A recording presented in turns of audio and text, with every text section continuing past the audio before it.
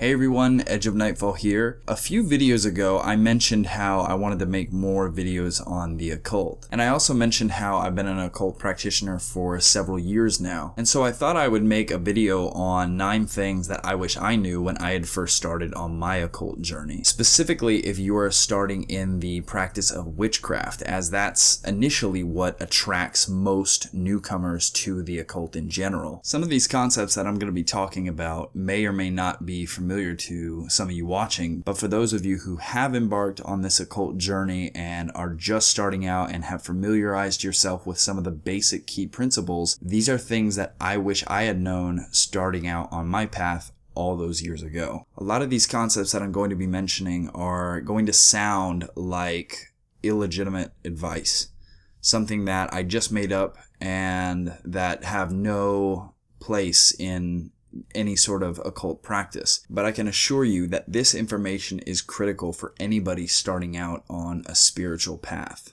So with that all said, let's start off with the first point, which is witchcraft is a lot simpler than you think it is. In today's society, people have this warped perspective of witchcraft as being something that is unnatural and is a bizarre means of manipulating the universe to get what you want. But the reality is nothing could be further from the truth. In its basic and most effective form, magic is actually incredibly natural and simple. In fact, the more simple and natural it feels when performing an act of magic, such as a spell or a ritual, the higher the chances of it being effective. Magic, in essence, is a personal expression of one's will put upon the universe to manifest a desired result. Now, the will is a topic that I could make several videos on at the very least, and still not cover the entire topic. But for now, when I say the will, I mean the desired effect you want to have on your reality. It's a common misconception that witchcraft is essentially warping reality in a way that is unnatural. But again, when you actually study what magic is, it is one of the most natural things that a person can do. Too often, early practitioners approach magic as a kind of mechanical and forced way of trying to create change. But the most effective magic is when the rules are narrowed down, and the magic you are putting out comes from a place of complete and total authenticity. It's understandable why people would have a common misconception of magic being overly complicated due to the complexity of many magical techniques that can be utilized. However, these techniques are very scientific in the sense that they are experimental and can be worked with in different ways to create different results. But don't worry too much about the complexity of these and if you're doing them correctly or if you're not doing enough, if you should be doing more, yada yada. Just focus on what makes your magic work in the first place, your will. When starting out, focus on the simplicity of what's taking place within your own mind, which is what is actually making the magic work in the first place. Focus on your visualization, your concentration, the energies that you're feeling, those types of things. Focus on the core principles of what makes the magic work in the first place, and let the complex aspects of the occult be secondary to that.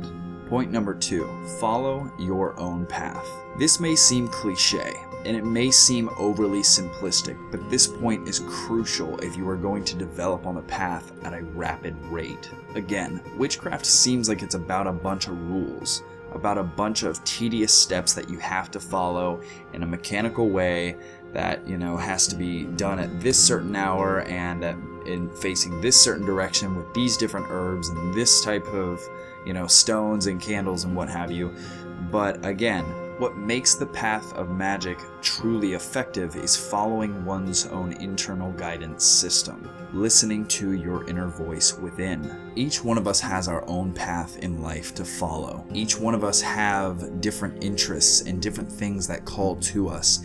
And what you'll find is when you're starting out, different aspects of the occult are going to call to you. There are certain rules that you have to learn when starting the path. The rules that make witchcraft and magic work are essential to understand in the beginning stages of your practice. But once you learn the foundational principles, you can essentially take what works and reject what doesn't. Making your occult path personal is a crucial process to making your magic work. The more personal you can make your practice, the more effective your magic. Number 3.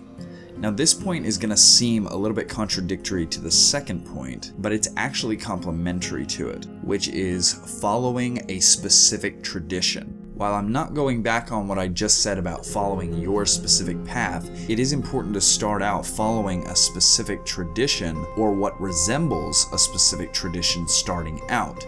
This is to give your initial practice structure and room to grow. It's to progress you in a systematic fashion that will take you from beginner to adept. But don't make the mistake of rigidly following one path. Again, you want to make your practice as personal as possible. So even while you are in the initial stages of learning the rules, learning the basics, learning the initial structure of this art form, you still want to be flexible enough to make it your own. Now, this next point that I'm about to mention is incredibly important, and it's one that I myself overestimated, and that is embracing the elements. A popular tradition in the occult is known as Wicca. While there are some people who are not so fond of this tradition, one of the founding principles that this tradition put forth in the occult world was the idea of embracing the elements, the 4 main elements being earth, air, fire, and water, and the 5th one, of course, spirit. It's the symbolism of the pentagram, whether upright or reverse. They both represent all of the elements. The physical earth elements themselves, the actual elements that we see out in nature, not only is it important to understand what these elements symbolize in their energetic properties, but it's also important to actually go out in nature and experience these elements firsthand. It's important to gaze at the trees and listen to the water flowing and listen to the air, the wind blowing around you, gaze into fires. These types of experiences are important to have on a fairly regular basis due to the effect that they have on your own mind. This concept is so commonly pushed forth in the occult world due to the influence Wicca had that it's oftentimes overlooked. And admittedly, I overlooked it when I first started practicing, but again, I can't recommend enough that you don't skip this, that you actually integrate it as well as its symbolism into your practice, because that's where a lot of your power is going to come from. The witch's power comes from the universe itself. Again, this is natural power that you're harnessing when doing this stuff. You're not by any means warping the universe in an unnatural way. You're tuning into its natural flow, whether flowing to its lighter and softer and gentler side or to its darker and more harsh side. Either way, you are in flow with it. You are not fighting against it, trying to utilize it for your purposes. You're allowing the universe to flow through you. As a magician, the greater connection you have to the universe via the elements, the greater your magic is going to be. And the elements are what first initiate you on that personal connection to the universe itself. Another important aspect of the 4 main elements is the effect that they actually have on your mind. There's a reason why teachers in witchcraft will tell you that going out into nature and performing your spells and rituals outside is oftentimes far more powerful than doing your rituals inside. It's not that doing magic indoors is somehow wrong or incorrect. It's that the physical elements bring you into what is called an altered state of consciousness. An altered state of consciousness is one of the first things you need to do before any magical operation. It's what gets you in the frame of mind necessary to make magic work in the first place. This is why the elements are so crucial to actually come in contact with, because they allow you to get in that altered state much more easily. The fifth point is about altars. Starting out, you at some point are going to want to set up an altar. Now, altars can be used for various different things. There's your personal altar. There's altars set up for specific traditions that you might be following. There are altars set up that are completely dedicated to specific deities that you work with. There are prosperity altars, there are love altars, there are protection altars, you name it. You can have an altar for just about anything. But what I'm talking about now is the personal altar. This is important to talk about in this video because, again, going back to what I've been saying about making your practice personal, this is one of the ways people usually go wrong in that. People get the false impression that they need to set up their altar in a specific way that resembles the way a book told them how to do it. And while this is understandable and a mistake that I made when I first started my practice, this mistake can be avoided. Understand that the altar examples that you get from books or online or from wherever, those are not the exact way to do things. Though they may be a good way to do things, you can take their, again, basic principles, their basic guidelines that they give you, and add your personal essence to them. You can use them as a guiding point and tweak things the way that feels right for you. Your personal altar does not have to exactly resemble what you see in a book. The look and feel of your altar should be directly in line with who you are and your style of practice, and most of all, what resonates with you. Number 6, you don't need a lot of tools. This is another common mistake people often make when starting out. They look into a whole bunch of books and they see all the various types of tools and they think that they need to get all of these tools at once. Ritual tools are actually something you collect over time. Now, if you can, it's not necessarily wrong to go out and buy all of these tools that you think you need, but especially for those of you who might not be able to afford expensive ritual tools when starting in your practice, don't feel like you necessarily have to. One of the cool things that I've found in my path is that as I progress, the correct ritual tools show up at the right time. The theory behind this is that the spirits you work with and the energy that you're bringing into your life on a daily basis manifest those into your practice naturally. It's almost like the spirits you work with are trying to help you progress in a way that's most natural for you. Number 7. The path of the occult is not gain of monetary wealth or anything physical like that, but of personal self-transformation. This may seem contradictory to the nature of witchcraft, and to an extent it is, because witchcraft by technical definition is magic utilized to get those very physical things. But I thought I'd add this point here because I feel like it's important to understand that when anybody is pursuing a spiritual path, particularly in the areas of the occult, it's not long before you start to realize that there's more to this than just getting what you want. Over the years, I've seen a lot of practitioners who start out all about, casting spells and different things like this to get what they want in life, essentially, which there's nothing wrong with that inherently.